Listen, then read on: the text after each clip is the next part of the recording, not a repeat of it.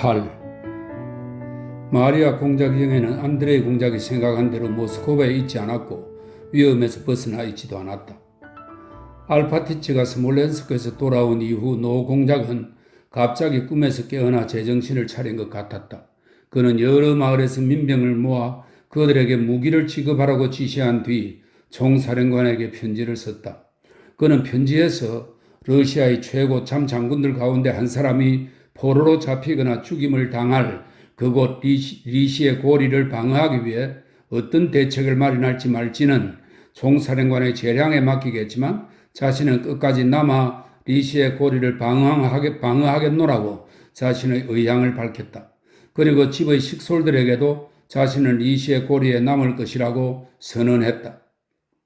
그러나 자신은 리시의 고리에 남기로 했으면서 공작은 공작영애와 데살과 어린 공작은 보구차보르로 그리고 그곳에서 모스크바로 보낼 것을 지시했다. 아버지가 예전의 무기력을 떨치고 잠도 잊은 채 열애들던 듯 활동하는 것에 놀란 마리아 공작영애는 아버지만 남겨둘 수 없어 난생 처음 감히 아버지를 거역했다. 그녀는 떠나기를 거부했다. 그러자 공작의 분노가 무시무시한 우레처럼 그녀를 덮쳤다. 그는 자신이 그녀에게 부당하게 굴었던 지난 모든 일들을 상기시켰다. 그녀를 비난하려 애쓰면서 그는 그녀가 자신을 괴롭혔으며 자신과 아들을 싸우게 만들었고 자신에 대해 추악한 의심을 품었으며 자신의 인생을 망쳐놓는 것을 그녀의 평생 과제로 설정해 놓았다고 말했다. 그러고는 떠나지 않아도 자신은 상관없다고 말하면서 그녀를 서재에서 쫓아냈다. 그는 그녀의 존재에 대해 알고 싶지 않으나 앞으로 자기 눈앞에 띄지 말 것을 미리 경고한다고 말했다. 마리아 공작영애는 자신의 걱정과 달리 그가 그녀를 강제로 데려가도록 명령하지 않고 다만 눈앞에 나타나지 말라고 지시한 것이 기뻤다. 그녀는 이것이 그녀가 떠나지 않고 집에 남는 것을 노 공작이 마음속 깊은 곳에서는 기뻐하고 있음을 증명한다는 것을 알고 있었다. 다음 날 니콜루시카가 떠난 후 노 공작은 오전에 군복을 차려입고 총사령관에게 갈 채비를 했다. 콜리아스카는 이미 대기하고 있었다. 마리아 공작영애는 노 공작이 군복을 입고 모든 훈장을 달고 무장한 농부와 하인들을 사열하러 정원으로 나가는 것을 보았다. 마리아 공작영애는 창가에 앉아 정원에서 들려오는 그의 목소리에 귀를 기울였다. 갑자기 가로수길에서 놀란 얼굴을 한 사람들이 달려왔다. 마리아 공작영애는 형광 계단으로 달려나가 꽃이 핀 오솔길을 지나 가로수길로 뛰어갔다. 맞은편에서 민병들과 하인들이 큰 무리를 지어 그녀 쪽으로 다가왔다. 그 한가운데에는 몇몇 사람이 군복을 입고 훈장을 단 자그마한 노인을 부축한 채 오고 있었다. 공작영애는 그에게 달려서 다가갔다. 가로수길 그늘 사이로 새어든 빛이 작은 원 모양으로 논일고 있어서 그녀는 그의 얼굴에 어떤 변화가 일어났는지 똑똑히 알아볼 수 없었다. 그녀가 보게 된 것 중 하나는 예전의 엄격하고 단호하던 표정이 잔뜩 겁에 질린 순종적인 표정으로 바뀐 것이었다. 딸을 본 노 공작은 힘없는 입술을 달싹거리며 목신 소리를 냈다. 그가 무엇을 원하는지 알아들을 수가 없었다. 사람들이 손으로 그를 들으시 서재로 옮기고 최근에 그가 그토록 두려워하던 소파 위에 눕혔다. 그날 밤 데려온 의사는 사열을 한 뒤에 공작이 오른편에 반신마비가 왔다고 알려주었다. 리시의 고리에 남는 것은 점점 더 위험한 일이 되었고 그래서 공작의 몸에 마비가 온 다음 날 보구차보르로 공작을 옮겼다. 의사도 함께 갔다. 그들이 보구차로보에 도착했을 때 데살과 작은 공작은 이미 모스크바로 떠나고 없었다. 중풍에 걸린 노 공작은 악화되지도 호전되지도 않은 상태로 안드레 공작이 지은 보구차로보의 새집에서 3주를 꼬박 누워 있었다. 노 공작은 혼수 상태에 빠져 흉측한 시체처럼 누워 눈썹과 입술을 부들부들 떨며 멈추지 않고 계속 무슨 말을 중얼거렸다. 그러나 그가 주위 상황을 이해하고 있는지 아닌지는 알 수가 없었다. 아마 한 가지는 알 수 있을 것 같았다.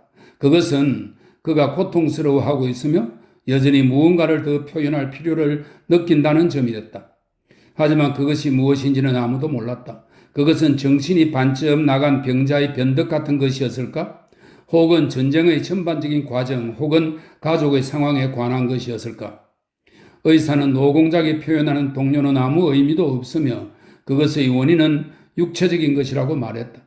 그러나 마리아 공작 영애는 노공작이 그녀에게 무언가 말하려 한다고 생각했다. 그녀가 있을 때마다 항상 그의 동료가 더 심해지는 것이 그녀의 그러한 추측을 뒷받침해 주었다. 그는 분명히 육체적으로도 정신적으로도 고통스러운 듯했다. 완치 가능성은 없었다. 노공작을 데려가는 것은 불가능했다. 게다가 이동 중에 길에서 죽으면 어떻게 할 것인가? 완전히 끝나는 편이 낫지 않을까? 마리아 공작 영애는 때로 이런 생각을 했다. 그녀는 거의 잠도 자지 않고 밤낮으로 그를 지켜보았다. 말하기는 무섭지만 그녀는 자주 나아지는 차도의 징후를 찾으려는 기대가 아니라 끝이 가까워진 징후를 찾고자 소원하면서 자주 그를 주시했다. 공작 영애에게는 자기 안에서 이런 감정을 자각하는 것이 이상하게 느껴졌음에도 그러한 것이 그녀 안에 있었다. 그리고 마리아 공작 영애에게 더더욱 끔찍한 것은 아버지의 발병 이후 그녀 안에 잠들어 있던 스스로도 잊고 있던 개인적인 소망과 기대가 그녀 안에서 눈을 떴다는 점이다. 수년간 그녀의 머리에 떠오른 적이 없었던 것, 즉 아버지에 대한 두려움이 없는 자유로운 삶, 심지어 사랑과 가정의 행복을 누릴 수도 있다는 생각이 악마의 유혹처럼 끊임없이 그녀의 상상 속으로 들어왔다. 그녀가 아무리 떨치려 해도 이제 그 일 이후 자기 인생을 어떻게 꾸릴 것인가에 대한 물음이 계속해서 머리에 들어왔다. 악마의 유혹이었고 마리아 공작 영애는 그것을 알았다. 그녀는 그것에 저항할 유일한 무기가 기도임을 알았다. 그래서 그녀는 기도를 하려고 노력했다. 그녀는 기도하는 자세로 일어나 성상을 바라보며 기도문을 낭송했지만 도저히 기도를 할 수 없었다. 그녀는 지금 다른 세계가 자신을 사로잡고 있는 것을 느꼈다. 그것은 세속적이고 고단하고 자유로운 활동이 있는 세계, 자신이 이제까지 갇혀 있었고 기도가 최고의 위안이던 그 정신적인 세계와는 정반대의 세계였다. 그녀는 기도할 수 없었고 울 수도 없었다. 세상적인 고민이 그녀를 사로잡았다. 보구차로보에 남은 것이 위험해졌다. 가까이 다가오고 있는 프랑스군에 대한 소문이 사방에서 들렸다. 보구차로보에서 15베르스타 떨어진 어느 마을에서는 한 대저택이 프랑스군 약탈자들에게 강탈당했다.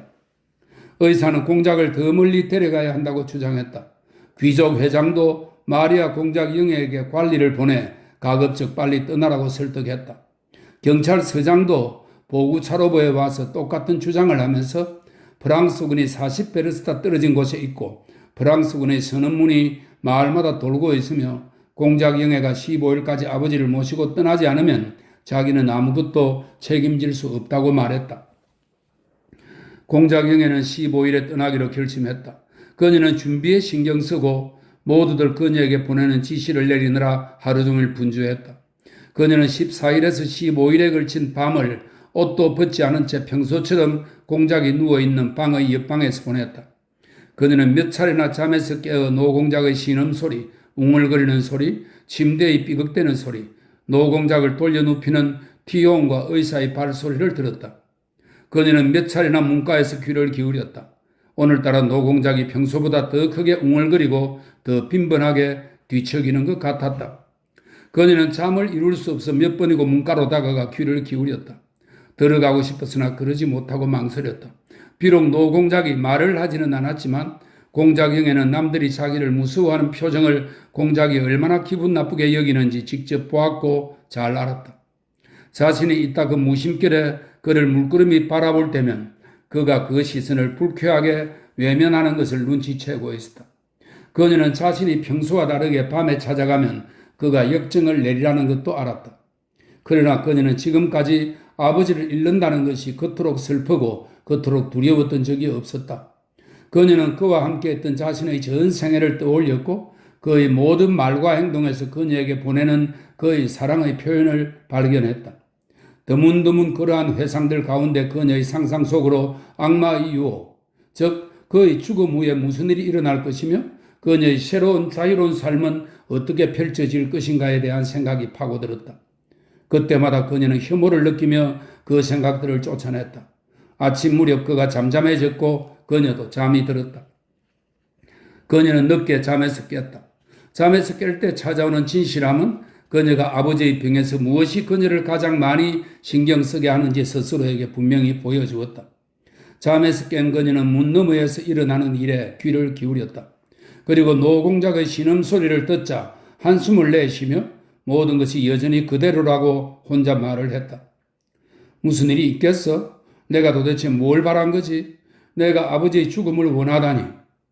그녀는 자신에 대한 혐오감으로 이렇게 부르짖었다.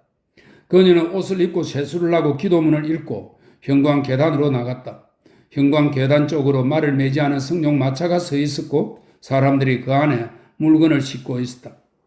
따스하고 흐린 아침이었다. 마리아 공장령에는 현관 계단에 멈춰 서서 자기 영혼의 추함 앞에서 끊임없이 몸서리치며 노 공작의 방에 들어가기 전에 생각을 정리하려고 애썼다. 의사가 청계에서 내려와 그녀에게 다가왔다. 오늘은 공장님의 병세가 한결 좋아졌습니다. 의사가 말했다. 당신을 찾고 있었습니다. 그분의 말씀에서 무언가 알아들을 수 있을 것 같습니다. 머리가 한결 맑아지셨습니다. 가시죠. 그분이 당신을 부르고 계십니다. 그 소식에 심장이 어찌나 세차게 뛰는지 마리아 공작령에는 창백해져서 넘어지지 않으려고 문에 기댔다. 마리아 공작령의 온 영혼이 그처럼 끔찍한 죄의 유혹으로 가득 차 있는 이때 그를 보고 이야기를 나누며 그 시선을 받는 것은 괴로울 만큼 기쁘고도 끔찍한 일이었다. 가시죠. 의사가 말했다. 마리아 공장령에는 아버지의 방에 들어가 침대로 다가갔다. 그는 등을 높게 받치고 누워 있었다. 부러죽죽하고 울퉁불퉁한 혈관으로 덮인 자그맣고 뼈만 남은 두 팔을 담요 위에 내놓고 눈썹과 입술은 움직이지 않은 채 왼쪽 눈은 정면을 응시하고 오른쪽 눈으로 곁눈질을 하고 있었다. 그의 몸 전체가 매우 야위고 작고 애처로웠다. 그의 얼굴은 오그라들거나 혹은 녹아서 윤곽대로 쪼그라진 것 같았다. 마리아 공장령에는 다가가 그의 손에 입을 맞추었다. 그의 왼손이 그녀의 손을 꽉 쥐었다. 아마 오래전부터 그녀를 기다린 듯 했다. 그는 그녀의 손을 잡아당기며 눈썹과 입술을 화가 난 듯이 일룩거렸다. 그녀는 겁에 질린 얼굴로 그를 쳐다보며 그가 자신에게 무엇을 원하는지 추측하려고 애썼다. 그녀가 자기 몸의 위치를 바꾸면서 그의 왼쪽 눈이 그녀의 얼굴을 볼 수 있도록 가까이 가자 그가 안정을 찾았고 몇 초 동안 그녀에게서 눈을 떼지 않고 바라보았다. 그 다음에 그의 입술과 혀가 달싹거렸고 소리가 들렸다. 그는 조심스럽게 애원하는 듯한 눈길로 그녀를 바라보며 말을 하기 시작했다. 아마 그녀가 자기 말을 알아듣지 못할까 두려워하는 것처럼 보였다. 마리아 공장령에는 모든 주의력을 집중하여 그를 쳐다보았다. 그가 혀로 웅얼거릴 때 기울이는 우스꽝스러운 노력이 마리아 공장령으로 하여금 눈길을 아래로 떨어뜨리게 만들었고 목구멍까지 치밀어 오르는 흐느낌을 간신히 억누르게 만들었다. 그는 말을 몇 번씩 되풀이하며 웅얼거렸다. 마리아 공장령에는 그 말을 알아들을 수 없었다. 그러나 무슨 말인지 짐작하려고 노력하면서 그가 한 말을 질문하듯이 되풀이했다. 가그이 퍼 그는 몇 차례 되풀이했다. 그녀는 그 말을 도저히 알아들을 수 없었다. 의사가 자신이 짐작할 수 있으리라 생각하고 그의 말을 되풀이하며 물었다. 공작이 영애 두려우냐? 노공작은 아니라는 듯 고개를 저으며 다시 똑같은 말을 되풀이했다. 마음이 아프다. 마리아 공장령이가 짐작으로 말했다. 그는 그렇다는 듯 웅얼거리며 그녀의 손을 잡고 마치 가슴의 진짜 자리를 찾으려는 듯 그 손으로 자신의 가슴 여기저기를 눌렀다. 모든 생각이 너에 대해서만 생각이 그러고는 사람들이 자기 말을 이해한다고 확신한 그는 이제 전부 다 훨씬 분명하게 훨씬 알아듣기 쉽게 말했다. 마리아 공장령에는 흐느낌과 눈물을 감추려고 애쓰면서 그의 손에 머리를 댔다. 그가 그녀의 머리카락 쪽으로 손을 움직였다. 밤새 너를 불렀다. 그가 입 밖으로 말을 꺼냈다. 제가 알았으면 그녀는 눈물을 비치며 말했다. 저는 들어오기가 두려웠어요. 그가 그녀의 손을 꼭 잡았다. 넌 자지 않았냐? 네, 자지 않았어요. 마리아 공장령에는 그러지 않았다는 뜻으로 고개를 저으며 말했다. 그녀는 자기도 모르게 아버지를 따르며 그가 말할 때와 똑같이 몸짓으로 더 많은 말을 하려고 애썼다. 그리고 마치 그녀도 간신히 혀를 움직이는 것 같았다. 사랑하는 딸인지 나의 벗인지 마리아 공장령에는 도무지 구분할 수 없었다. 하지만 그의 눈길로 보아 그가 이제껏 한 번도 한 적 없는 부드럽고 다정스러운 말이 분명했다. 왜 오지 않았냐? 그런데 난 아버지의 죽음을 소원했어. 마리아 공장령에는 생각했다. 그는 잠시 말이 없었다. 고맙다 딸아. 나의 모든 걸 용서해다오. 고맙다. 용서해다오. 고맙다. 그러더니 그의 눈에서 눈물이 흘러내렸다. 안드루사를 불러다오. 그가 갑자기 말했다. 요청하는 그의 얼굴에 어린아이 같은 소심함과 의심이 표정에 나타났다. 그도 자신의 요청이 무의미하다는 것을 알고 있는 듯 했다. 적어도 마리아 공작 영애에게는 그렇게 느껴졌다. 오빠한테 편지가 왔어요. 마리아 공작 영애가 답했다. 그는 놀라움과 소심함을 띤 표정으로 그녀를 바라보았다. 그 애는 어디에 있냐? 오빠는 군대에 가 있어요, 아버지. 스몰렌스크에 있어요. 그는 눈을 감고 오랫동안 침묵했다. 그러더니 자신의 의혹에 대한 답인 듯 이제 모든 것을 이해하고 기억한다는 사실의 확증인 듯 고개를 끄덕이고 눈을 떴다. 그래. 그는 또렷하고 조용하게 말했다. 러시아는 망했어. 그가 다시 흐느끼기 시작했고 눈에서 눈물이 흘러내렸다.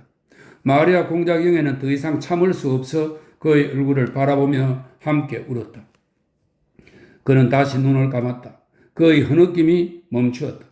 그는 손으로 눈을 가리켰다. 그러자 티온이 그것을 알아보고 그의 눈물을 닦아주었다. 그 다음 그는 눈을 뜨고 오랫동안 아무도 이해하지 못하는 말을 했다. 마침내 티온 혼자서만 그 말을 알아듣고 다른 사람들에게 전했다. 마리아 공작 영애는 노 공작이 조금 전 말할 때의 기분에 비추어 그 말 뜻을 찾았다. 때로는 그가 러시아에 대해 말한다고 생각했고 때로는 안드레이 공작에 대해, 때로는 그녀에 대해, 손자에 대해, 때로는 자신의 죽음에 대해 말한다고 그녀는 생각했다. 하지만 그 때문에 그녀는 그의 말을 짐작할 수 없었다. 하얀 드레스를 입어라. 난 그 옷이 좋다. 그가 말했다. 그 말을 알아들은 마리아 공작 영애는 더 큰 소리로 흐느꼈고 의사가 그녀의 팔을 부축하여 테라스로 데리고 나갔다. 그는 그녀에게 마음을 진정하고 떠나보낼 준비를 하라며 설득했다. 마리아 공작 영애가 공작에게서 떠나간 후 공작은 다시 아들과 전쟁과 군주에 대해 이야기했고 사납게 눈썹을 실룩거리며 목신 소리를 높이기 시작했다. 그리고 그에게 두 번째이자 최후의 졸중이 닥쳤다. 마리아 공작 영애는 테라스에서 걸음을 멈추었다. 날씨가 활짝 개어 있었다. 햇살이 내려 쬐고 무더웠다. 아버지를 향한 뜨거운 사랑, 자신이 이 순간까지 깨닫지 못한 것처럼 느껴지는 그 사랑 외에 그녀는 아무것도 이해할 수 없고 아무것도 생각할 수 없고 아무것도 느낄 수 없었다. 그녀는 정원으로 달려나갔다. 그리고 흐느끼며 안드레이 공작이 심은 어린 보리숲길을 따라 아래쪽의 연못으로 뛰어갔다. 그래, 나는 아버지의 죽음을 바랐어. 그래, 어서 끝나기를 바랐지. 난 평온을 얻고 싶었어. 난 어떻게 될까? 아버지가 돌아가시면 나에게 평온이 무슨 소용이야? 마리아 공작 영애는 빠른 걸음으로 정원을 오가며 흐느낌이 경련처럼 터져나오는 가슴을 두 손으로 꼭 누르며 소리내어 중얼거렸다. 그녀가 원을 그리며 정원을 돌고 있을 때 맞은편에서 그녀를 향해 걸어오는 마드모아젤 브리엔과 낯선 남자가 보였다. 남자는 군의 귀족 회장으로 서둘러 떠나지 않으면 안 될 온갖 필요성을 공작 영애에게 알려주기 위해 직접 찾아온 것이었다. 마리아 공작 영애는 그의 말을 들었으나 이해하지는 못했다. 그녀는 그를 저택 안으로 안내한 뒤 아침 식사를 권하며 그와 함께 앉았다. 그 다음 귀족 회장에게 양해를 구하고 노 공작의 방에 들어갔다. 의사가 불안한 얼굴로 방에서 나오더니 그녀에게 들어가면 안 된다고 말했다. 가세요, 공작 영애, 가세요, 가시라고요. 마리아 공작 영애는 다시 정원으로 나갔다. 그리고 언덕 아래 연못가에 누구의 눈에도 띄지 않는 곳에서 풀 위에 앉았다. 그녀는 자신이 얼마나 오래 그곳에 있었는지 몰랐다. 오솔길을 따라 달려오는 여자의 발소리가 그녀를 정신 차리게 했다. 그녀는 일어섰다. 그리고 그녀를 찾아 달려온 듯한 하녀 두냐사가 여주인을 보고 깜짝 놀란 듯 갑자기 걸음을 멈추는 것을 보았다. 공작 영애님, 가보세요. 공장님이 두냐사가 찌질 듯한 목소리로 말했다. 지금 갈게. 공작용에는 두냐사가 말을 끝낼 틈도 주지 않고 다급하게 말한 뒤 두냐사를 보지 않으려고 애쓰면서 집으로 달려갔다. 공작용에 하나님의 뜻이 이루어지고 있습니다. 당신도 이제 모든 것을 각오해야 합니다. 귀족회장이 입구에서 그녀를 맞으며 말했다. 날 내버려 두세요. 그건 거짓말이에요. 그녀는 그를 향해 쌀쌀맞게 소리쳤다. 의사가 그녀를 제지하려 했지만 그녀는 그를 밀치고 문 쪽으로 달려갔다. 그런데 이 사람들이 어째서 겁에 질린 얼굴로 날 멈춰 세우는 것일까? 나에게는 아무도 필요 없는 것인가? 이 사람들은 여기서 뭘 하는 거지? 그녀는 문을 열었다. 전에는 어두컴컴하던 그 방에 비치던 한낮의 눈부신 햇살이 그녀를 두렵게 했다. 방에는 여자들과 보모가 있었다. 다들 그녀에게 길을 내주며 침대에서 비켜났다. 노공작은 여전히 똑같은 모습으로 침대에 누워 있었다. 그러나 그 평온한 얼굴에 깃든 근엄한 표정이 마리아 공작영애를 방문턱에 멈춰 세웠다. 아니야, 아버지는 돌아가시지 않았어. 그럴 리 없어. 마리아 공작영애는 속으로 혼자 말을 하며 그에게 다가갔다. 그녀는 자신을 사로잡은 두려움을 억누르며 그의 뺨에 자신의 입술을 댔다. 그러나 곧바로 그에게서 떨어졌다. 그녀가 그에게 느낀 다정함의 모든 힘이 순식간에 사라졌다. 그리고 눈앞에 놓인 것에 대한 공포의 감정이 그 자리를 대신했다. 아니야, 더 이상 아버지가 아니야. 아버지는 없어. 여기에는 아버지가 있던 이 자리에는 낯설고 저기를 풍기는 무언가가 있어. 끔찍하고 소름 끼치는 혐오스러운 어떤 비밀이.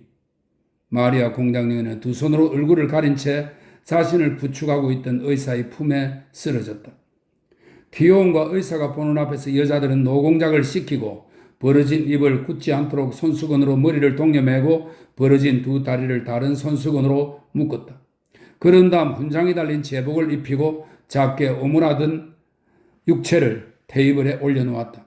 언제 누가 이런 것들에 신경 썼는지는 하나님만 아시겠지만 마치 모든 일이 저절로 이루어진 듯 했다.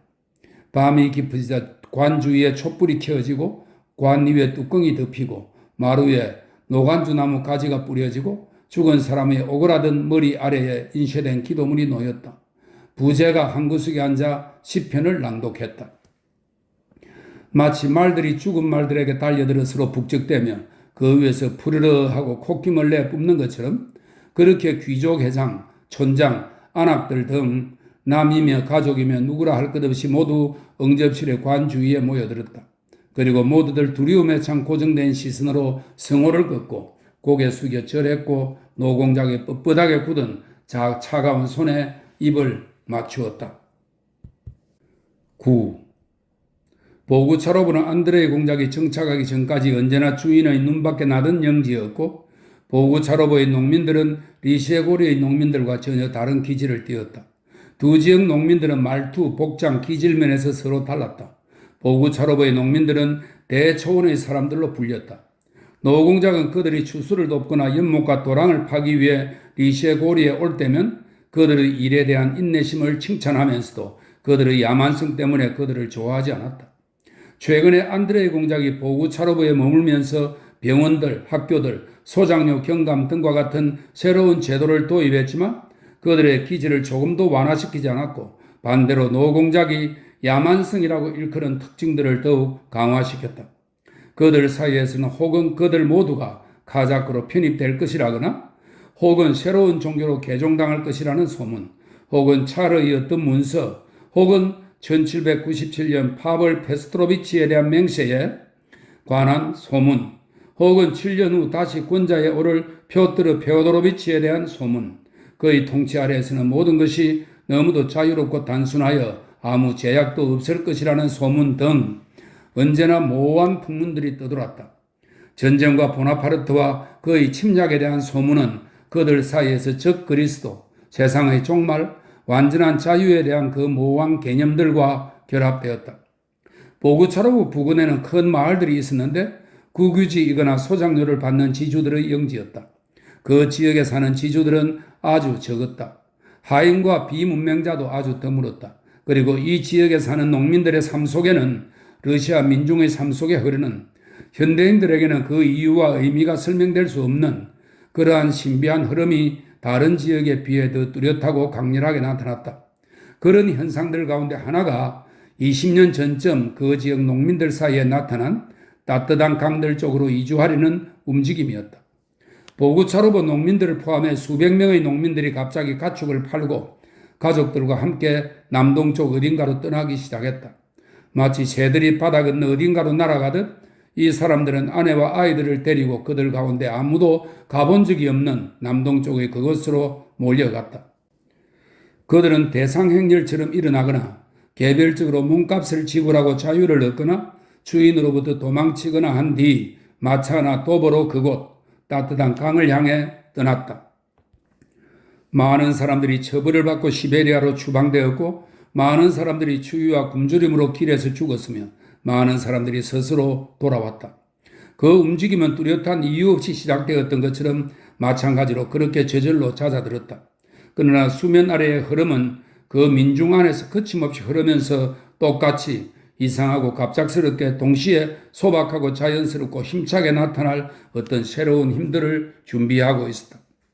이제 1812년 현지 민중과 가까이 지낸 사람들에게는 그 수면 아래의 흐름이 그 세계 일렁이며 모습을 드러낼 때가 가까워졌다고 느껴졌다.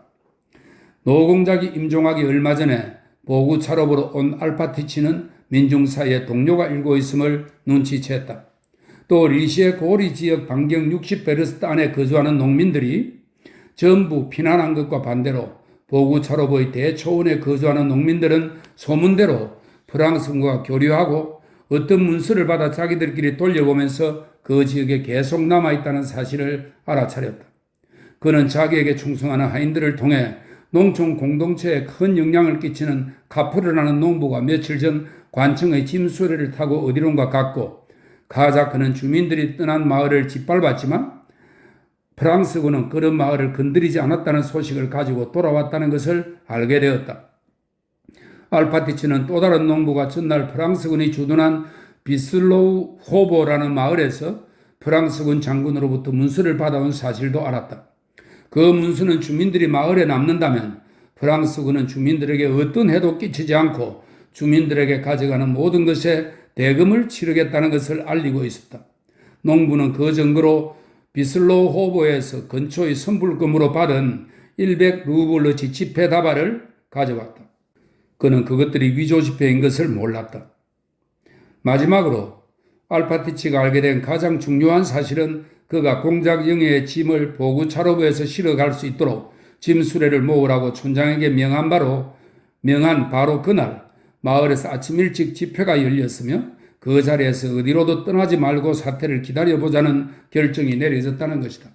그러나 시간은 기다려주지 않는다. 노공작이 임종한 8월 15일 귀족회장은 마리아 공작 영예에게 상황이 위험해졌으니 그날로 당장 떠나라고 종용했다. 그는 16일 이후에는 아무 책임도 질 수 없다고 말했다. 노공작이 임종한 날 저녁에 그는 그곳을 떠나면서 다음날 장례식에 맞춰 오겠다고 약속했다. 하지만 그는 약속을 지키지 못했다. 왜냐하면 그는 프랑스군이 갑자기 진격했다는 소식을 받고 가족과 모든 귀중품을 자신의 영지에서 옮기는 일조차 겨우 해냈기 때문이다. 30년 동안 보구차로부를 관리한 사람은 드론 촌장이었다. 노공장은 그를 드로누시카라고 불렀다. 드론은 육체적으로나 정신적으로나 강건한 농부들. 일단 장성하여 수염이 자라면 흰머리 한 올 없이 이빨 하나 빠지지 않고 변함없이 그대로 60에서 70살까지 살며 60이 되어도 30살 때만큼 몸이 꼿꼿하고 튼튼한 그런 농부들 가운데 하나였다. 드론은 깨끗한 강으로의 이주 직후에 보구차로보의 촌장이자 영지 관리인으로 임명되었다. 이후 23년 동안 이 직무를 나무랄 데 없이 잘 수행해왔다. 농부들은 그를 주인보다 더 두려워했다. 노공작과 젊은 공작 같은 영주들 뿐 아니라 관리인까지도 그를 존중했고 농담으로 대신이라 부르곤 했다. 드론은 직무를 수행하는 내내 한 번도 술에 취하거나 아픈 적이 없었다. 며칠 밤을 새웠든 어떤 일을 했든 조금도 피로한 기색을 보인 적이 없었으며 읽고 쓰기는 할 줄 몰랐지만 자신이 판 막대한 양의 밀가루와 돈을 계산할 때라든지 보구차로보 밭의 1데나티나당 곡물 수확량을 계산할 때는 단 하나도 놓친 적이 없었다. 그런 드론을 황폐해진 리시의 고리에서 도착한 알파티치가 공작의 장례식 날에 불러들여 공작영의 성룡 마차를 끌 말 12마리와 보구차로부에서 실어갈 짐을 위한 짐수레 18대를 준비하도록 지시했다. 알파티치의 생각으로는 비록 그곳 농부들이 부역을 하지 않은 소작농이지만 그 지시의 이행이 난관에 부딪힐 수가 없었다. 왜냐하면 보구차로부에는 230가구가 있는 데다 농부들이 꽤 부유했기 때문이다. 그러나 들어온 촌장은 알파티치의 지시를 듣고 말없이 눈을 떨구었다. 알파티치는 자기가 아는 농부들의 이름을 댔다. 그는 예전에도 그들에게서 짐수레를 빌려오도록 지시한 적이 있었다. 들어오는 그 농부들의 말이 수송에 동원되었다고 대답했다. 알파티치는 다른 농부들의 이름을 댔다. 그러나 들어오는 말에 따르면 그들에게는 말이 없었다. 어떤 말들은 관청의 짐수레를 끌고 어떤 말들은 너무 쇠약하고 어떤 말들은 사료가 없어 말라 죽었다는 것이다. 드론의 견해에 따르면 짐 수송을 위한 말은커녕 성룡 마차를 위한 말도 모을 수 없었다. 알파티치는 드론을 유심히 바라보며 얼굴을 찌푸렸다. 드론이 모범적인 촌장이자 농부였듯이 알파티치도 아무 이유 없이 20년 동안 공작의 영지를 감독한 것은 아니었다. 그는 모범적인 관리인이었다. 자신이 관계하는 사람들의 욕구와 본능을 직감으로 간파하는 최고 수준의 능력을 갖고 있었다. 그 때문에 뛰어난 관리인이었던 것이다. 드론을 얼핏 쳐다본 후 그는 즉시 드론의 대답이 본인의 생각을 표현한 것이 아니라 보구차로부 마을 공동체의 전반적인 분위기를 표현한 것이며 촌장도 이미 그 분위기에 끌려 들어갔다는 사실을 깨달았다. 그러나 그는 동시에 공동체에서 오랫동안 살아왔고 농민들의 미움을 받는 드론으로서는 주인과 농민 사이의 두 진영에서 동요할 수밖에 없다는 사실도 알았다. 알파티치는 드론의 시각에서 그러한 동료를 눈치챘다. 그래서 인상을 쓰며 드론에게 바짝 다가갔다. 드로누시카 잘 듣게 그는 말했다. 쓸데없는 소린 집어치워. 안드레이 니콜라이치 공작 각하께서 사람들을 모두 피난시키고 적과 함께 남지 않도록 나에게 직접 분부하셨네. 그에 대한 찰의 명령서도 있어. 누가 남든 그자는 찰의 배신자가 되는 거야. 듣고 있나? 알겠습니다. 드론은 눈을 들지 않고 대답했다. 알파티치는 그 대답에 만족하지 않았다. 어이 드론, 이러면 자네에게 좋지 않아? 알파티치는 고개를 저으며 말했다. 뜻대로 하십시오. 드론이 침울하게 말했다. 어이 드론, 그만둬. 알파티치는 품속에서 한 손을 꺼내고는 엄숙한 몸짓으로 드론의 발 아래 마룻바닥을 가리키며 반복했다. 난 자네를 꿰뚫어 볼 뿐만 아니라 자네의 발밑을 3아르신 깊이까지 꿰뚫어 볼 수 있어. 그는 드론의 발 아래 마룻바닥을 응시하며 말했다. 드론은 당황하여 알파티치를 흠칫 쳐다보더니 다시 시선을 떨구었다. 흩은 소리 집어치우고 사람들에게 전해 집을 떠나 모스코바로 출발할 채비를 갖추고 내일 아침에 공작영의 짐을 운반할 짐 수레들을 준비하라고 말이야. 그리고 자네는 집회에 가지마. 알아듣겠나? 드론은 갑자기 털썩 무릎을 꿇고 주저앉았다. 야코프 알파티치, 절 해고하세요. 제게서 열쇠를 가져가시고 제발 절 해고하세요. 집어치워. 알파티치가 엄하게 말했다. 난 이놈의 발밑을 3아르신까지 꿰뚫어 보고 있어. 그가 반복해서 말했다. 그는 자신의 양봉 전문 기술, 귀리 파종 시기에 대한 지식, 20년 동안 노공작의 비율을 맞추었던 점 등이 그에게 오래전부터 마법사의 명성을 얻게 했다는 사실, 그리고 사람의 발밑 3아르신까지 볼 수 있는 능력은 마법사들의 능력으로 간주된다는 사실을 알았다. 드론이 일어서서 무슨 말을 하려 했으나 알파티치가 그를 가로막았다. 도대체 자네들은 뭘 할 생각인 거야? 응? 도대체 무슨 생각을 하고 있지? 뭐냐고? 제가 사람들에게 뭘 어쩌겠습니까? 드론이 말했다. 분위기가 완전히 험악합니다. 저도 그 사람들에게 그렇게 말하긴 하지만 자네가 그자들에게 그렇게 말했다 이거지? 알파티치가 말했다. 술을 마시고들 있나? 그가 짧게 물었다. 아주 험악합니다. 야코프 알파티치, 그자들은 술을 또 한 통 가져왔습니다. 그럼 잘 듣게. 난 경찰서장에게 갈 테니 자네는 사람들에게 알리게. 그런 짓은 그만두고 짐술이나 모으라고 전하게. 알겠습니다. 드론이 말했다. 야코프 알파티치는 더 이상 주장하지 않았다. 그는 오랫동안 농민을 감독한 까닭에 사람들을 복종시키는 가장 좋은 방법은 그들이 복종하지 않을지도 모른다는 의구심을 그들에게 드러내지 않는 것임을 알았다. 드론으로부터 알겠습니다라는 공순한 대답을 받아낸 알파티치는 비록 그 말을 의심했을 뿐 아니라 군 명령의 도움 없이는 짐수레를 구할 수 없으리라고 확신했지만 그 말에 만족했다. 그리고 정말로 저녁 무렵이 되어도 짐수레는 모이지 않았다. 마을 선술집에서 또다시 집회가 열렸으며 그 집회에서 말들을 숲으로 몰아내고 짐수레를 내주지 말자는 결정이 내려졌다. 알파티치는 이에 대해서는 공작영에게 한마디도 하지 않은 채 리시의 고리에서 몰고 말들에게서 자신의 짐을 내리고 그 말들을 공작영의 카레타에 대라고 명한 뒤 자신은 직접 관청으로 갔다. 10. 아버지의 장례식 후 마리아 공작영에는 방문을 끌어잠그고 들어앉아 아무도 들이지 않았다. 하녀가 문가로 와서 알파티치가 출발에 관한 지시사항을 물으러 왔다고 말했다. 그때는 아직 알파티치와 드론이 대화를 나누기 전이었다. 마리아 공작영에는 누워있던 소파에서 몸을 살짝 일으켰다. 그러고는 닫힌 문 너머로 그녀는 절대로 아무데도 가지 않을 터이니 방해하지 말 것을 부탁한다고 말했다. 마리아 공작영애가 누워있던 방의 창문들은 서쪽을 향해 나 있었다. 그녀는 얼굴을 벽 쪽으로 돌리고 소파에 누워 가죽 쿠션에 달린 단추들을 손가락으로 만지작거리며 그 쿠션만 바라보았다. 그녀의 흐릿한 상념은 한 가지에 집중되었다. 그녀는 죽음의 돌이킬 수 없음에 대해 그리고 지금까지 모르고 있다가 아버지의 와병 중에 모습을 드러낸 자기 영혼의 추악함에 대해 생각했다. 그녀는 기도하고 싶었지만 감히 그럴 수가 없었다. 지금 자신의 영혼 상태로는 차마 하나님을 향해 나아갈 수 없었다. 그녀는 그 상태로 한동안 누워 있었다. 태양이 저택 반대편으로 넘어갔다. 열린 창문들로 비스듬히 들어온 저녁 햇살이 방 안과 마리아 공작영애가 바라보는 모로코 가죽 쿠션 일부를 비추었다. 문득 그녀의 머릿속 상념의 흐름이 잠시 멈추었다.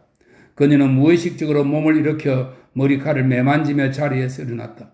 그러고는 바람 부는 맑은 저녁의 시원한 공기를 무심결에 들이마시며 창문으로 다가갔다. 그래, 이제는 저녁을 감상해도 좋아. 그분은 이제 없어. 아무도 널 방해하지 않아. 그녀는 속으로 혼자 말을 했다. 그리고 의자에 털썩 주저앉아 창턱으로 머리를 떨구었다. 누군가가 정원 쪽에서 부드럽고 나직한 목소리로 그녀의 이름을 부르며 머리에 입을 맞추었다. 그녀는 머리를 들어 바라보았다. 검은 드레스에 상장을 단 마드모아젤 부리엔이었다. 마드모아젤 부리엔이 조용히 마리아 공작영애에게 다가와 한숨을 쉬며 그녀에게 입을 맞추고는 곧바로 울음을 터뜨렸다. 마리아 공작영애는 그녀를 쳐다보았다. 자신과 그녀의 지난 모든 충돌, 그녀를 향한 질투들이 기억났다. 그리고 그가 최근에 마드모아젤 부리엔에 대한 태도를 바꾸었고 그녀를 볼 수 없었던 것, 따라서 마리아 공작영애가 마음속으로 그녀에게 한 비난이 온당하지 않았다는 것도 기억났다. 그래, 내가 그분의 죽음을 바란 내가 누구를 비난하겠어? 그녀는 생각했다. 마드모아젤 부리엔의 처지가 마리아 공작영애의 마음속에 생생하게 그려졌다. 마드모아젤 부리엔은 최근 마리아 공작영애와 소원해져 있었고 그러면서도 그녀에게 의존하며 더부살이하고 있었다. 그녀는 마드모아젤 부리엔이 가여웠다. 마리아 공작영애는 무언가 묻는 듯한 온화한 눈길로 마드모아젤 부리엔을 바라보며 손을 내밀었다.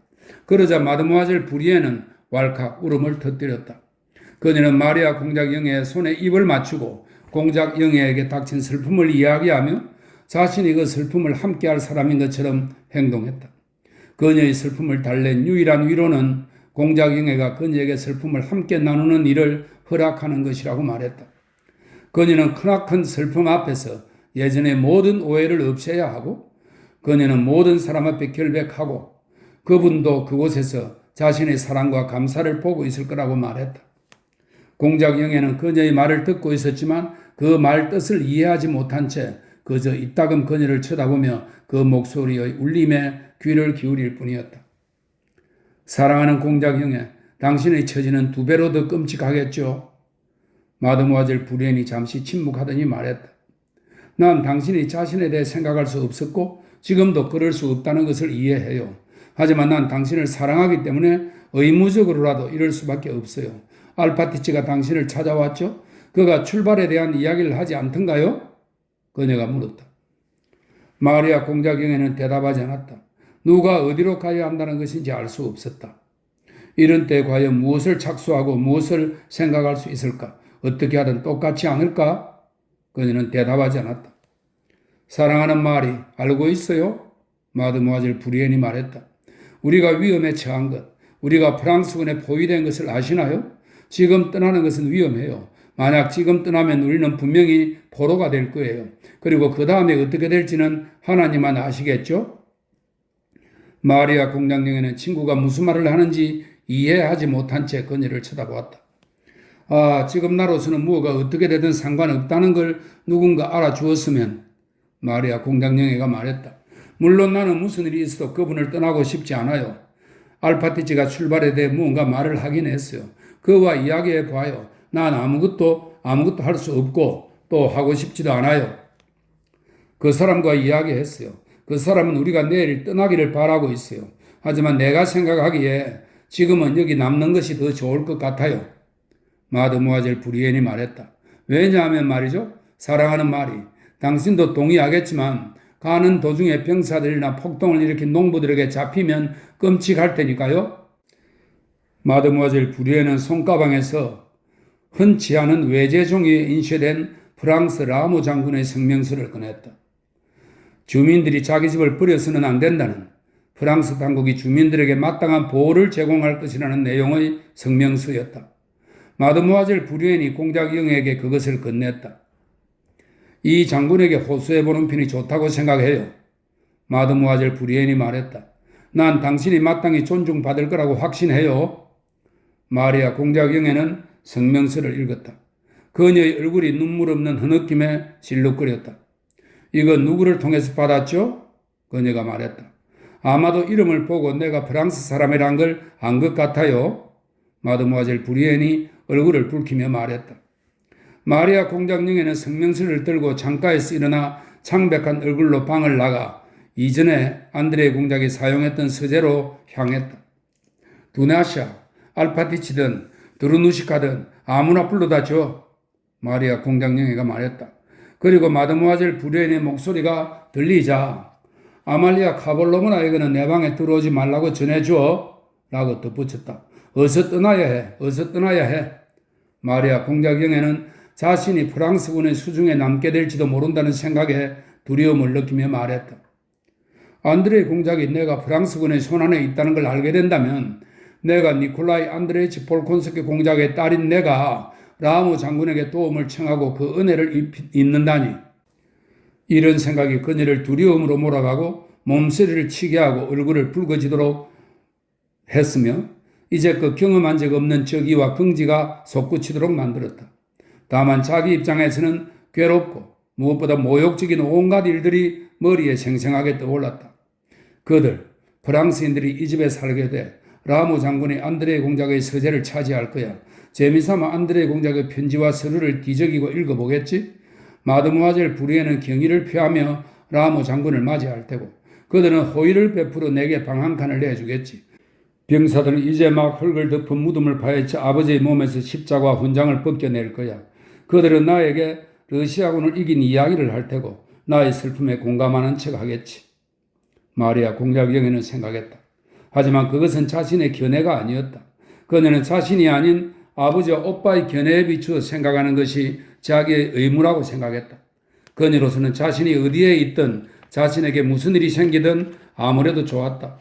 그와 동시에 그녀는 자신을 고인이 된 아버지와 안드레 공작의 대리자로 느꼈다. 그녀는 자신도 모르게 그들의 사고에 따라 생각하고 그들의 감정으로 느꼈다. 그들이 했을 법한 말, 그들이 이 상황에서 취했을 법한 행동, 그녀는 바로 그것을 하는 것이 필요하다고 느꼈다. 그녀는 안드레 공작의 서재로 가서 그의 생각으로 자신을 가득 채우려고 노력하면서 자신의 상황에 대해 곰곰이 생각했다. 아버지의 죽음과 함께 파괴된 줄 알았던 삶에 대한 욕구가 갑자기 새로운, 이제껏 알지 못한 새로운 힘으로 마리아 공작영애 앞에 나타나 그녀를 사로잡았다. 그녀는 흥분해서 얼굴을 붉히고 방 안을 서성이며 때로는 알파티치를, 때로는 미하일 이바노비치를, 때로는 티온을, 때로는 드론을 데려오라고 요구했다. 두나샤와 보모를 비롯한 모든 하녀들은 마드모아젤 브리엔이 밝힌 게 어느 정도 옳은지 아무 말도 할 수 없었다. 알파티치는 관청에 가고 집에 없었다. 부름을 받고 잠시 취한 눈으로 마리아 공작 영예 앞에 나타난 건축기사 미하일 이바니치는 아무 말도 하지 못했다. 그는 지난 15년 동안 노공작을 응대할 때 자기 생각을 표현하지 않고 찬성의 미소만 띠고 답하는데 익숙해 있었다. 그가 똑같은 미소를 지으며 마리아 공작 영예의 물음에 답했기 때문에 그의 답변으로부터는 분명한 것을 아무것도 끌어낼 수 없었다. 부름을 받고 홀쭉하게 야윈, 치유되지 않을 슬픔의 흔적을 지닌 얼굴로 나타난 늙은 시종 티오는 마리아 공작 영예의 모든 질문에 알겠습니다 라고 대답만 할 뿐이었고 그녀를 쳐다보며 간신히 흐느낌을 참았다. 마침내 들어온 촌장이 방에 들어왔다. 그는 공작 영예에게 허리를 깊이 숙여 인사하고 문지방 옆에 섰다. 마리아 공작 영예는 방 안을 걷다가 그의 맞은편에서 멈추었다. 드로누시카, 마리아 공작 영예가 말했다.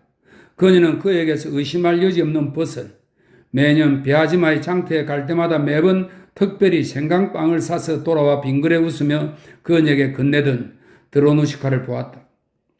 드로누시카, 지금은 우리가 불행한 일을 겪고 난 후 그녀는 입을 뗐다가 더 이상 말할 기력이 없어 입을 다물었다. 우리 모두 하나님 밑에서 걷고 있었죠. 그가 한숨을 쉬며 말했다. 두 사람은 침묵했다. 드로누시카, 알파티치가 어디를 가는 바람에 함께 의논할 사람이 없어요. 내가 떠날 수 없다고들 하는데 사람들이 하는 말이 사실인가요? 왜 못 떠나겠습니까요? 영예양 떠날 수 있습니다요. 드론이 말했다. 사람들은 적 때문에 위험하다고들 말해요. 아저씨, 난 아무것도 할 수 없고 아무것도 모르겠어요. 나한테는 아무도 없어요. 난 오늘 밤이나 내일 이른 아침에 떠나고 싶어요. 드론은 잠자고 있었다.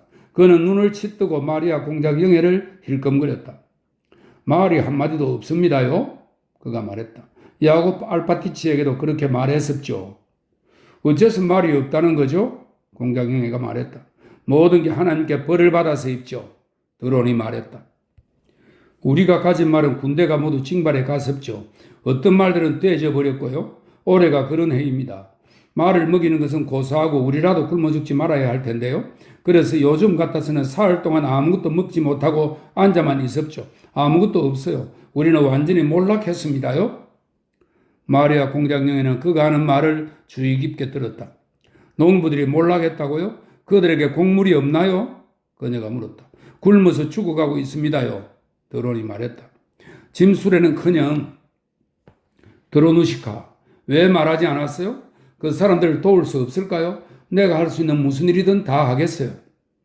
마리아 공작 영예는 지금 같은 때 그토록 큰 슬픔이 자신의 영혼을 가득 채운 이런 순간에 부유한 사람과 가난한 사람이 따로 있고 부유한 사람이 가난한 사람을 도울 수 없다고 생각하는 것이 이상하게 느껴졌다.